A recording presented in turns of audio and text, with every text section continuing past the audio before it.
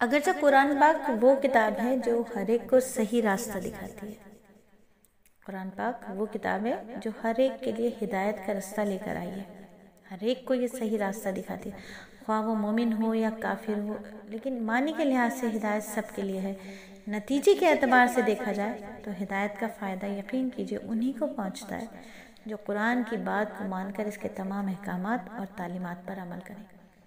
اسی لیے اللہ رب العزت نے آیت نمبر 2 میں فرمایا، یہ ہدایت ہے ان ڈر رکھنے والوں کے لیے، جو ڈرتے ہیں ان کے لیے ہدایت ہے۔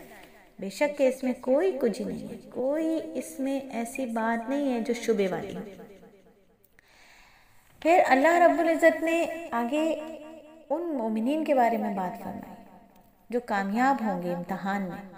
وہ کون ہیں؟ جو کلمے والی زندگی گزاریں گے، جو کلمے والی زندگی گزاریں گے، وہ سچے کھرے مومن ہیں، جو نبی کے کہنے پر چلیں گے، جو نبی صلی اللہ علیہ وآلہ وسلم کے طریقے کو زندہ کرتے ہوئے اس طریقے پہ چلتے رہیں گے، جو اللہ کی راہ میں مال کو خرچ کریں گے، جو اللہ کی راہ میں مال کو خرچ کریں گے، وہ مومنین ہیں، وہ مومنین ہیں۔ یہ ہدایت رکھنے والے اور ڈر رکھنے والے مومنین کون ہیں؟ وہ لوگ جو قرآن کی ہدایت سے صحیح فائدہ اٹھاتے ہیں۔ اہم صفات ان کی بیان کی گئی۔ پہلی صفت ان کی یہ ہے کہ وہ غیب پر، اندیکھی چیزوں پر ایمان لاتے ہیں، جیسے جنت ہے نہیں دیکھی یقین ہے ملے گی، دوزخ ہے نہیں دیکھی یقین ہے کہ اللہ رب العزت اس سے ہمیں بچا لیں گے، فرشتے ہیں ہم نے نہیں دیکھا لیکن ان پر ایمان ہے یقین ہے۔ تو وہ لوگ جو غیب پر اندیکھی چیزوں پر ایمان لاتے ہیں ان کے اندر ایک صفت یہ ہوتی ہے۔ دوسری، وہ نماز کو قائم کرتے ہیں، نماز قائم کرتے ہیں، نماز قائم کرتے ہیں، پڑھتے نہیں قائم رکھتے ہیں۔ ایک نماز سے دوسری نماز کے درمیان 13 باتوں پر عمل کرتے ہیں، 13 ارکان جو نماز کے ہیں، جسم کی پاکی، کپڑوں کی پاکی، جگہ کی پاکی، سطر کا چھپانا، وقت کا پہچاننا، قبلے کی طرف رخ کرنا اور تکبیر تحریمہ کہنا، تکبیر پڑھنا، نیت کرنا، یہ باتیں۔ اس کے بعد قیام،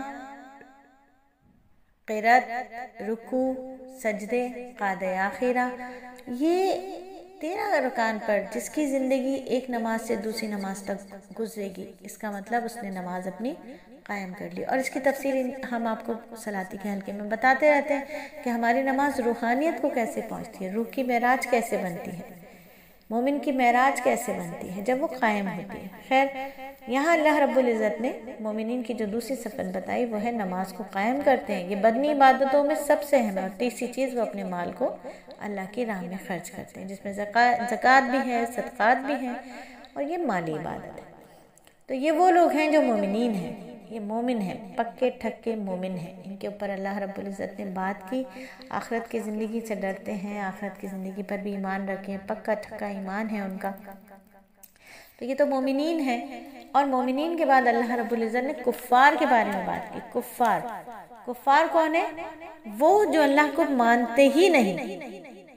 انبیاء نے ان کو پیغام دیے، کتابیں آ گئی آسمان سے، لیکن انہوں نے کسی بھی بات کو نہیں مانا، وہ کافر ہیں برحق۔ وہ برملا کہتے ہیں ہم نہیں مانتے، ہم نہیں مانتے، بس وہ کافر ہیں۔ تو ایک طرف تو وہ ہیں جو اللہ کی مان کر چلتے ہیں، اللہ کی بات کو، اللہ کے کلام کو پڑھ کر ڈرتے ہیں، خشیت والا دل رکھتے ہیں اور اللہ کی بات کو مان کر چلتے ہیں، نبی کے طریقے پر چلتے ہیں۔ ایک طرف وہ ہیں جو ان دونوں باتوں سے انکار کرتے ہیں، وہ کافر ہیں۔ اب تیسرے لوگ وہ ہیں جو منافق ہیں۔ اب یہ منافق کون ہیں؟ ان کے اوصاف اللہ رب العزت نے بیان فرمائے۔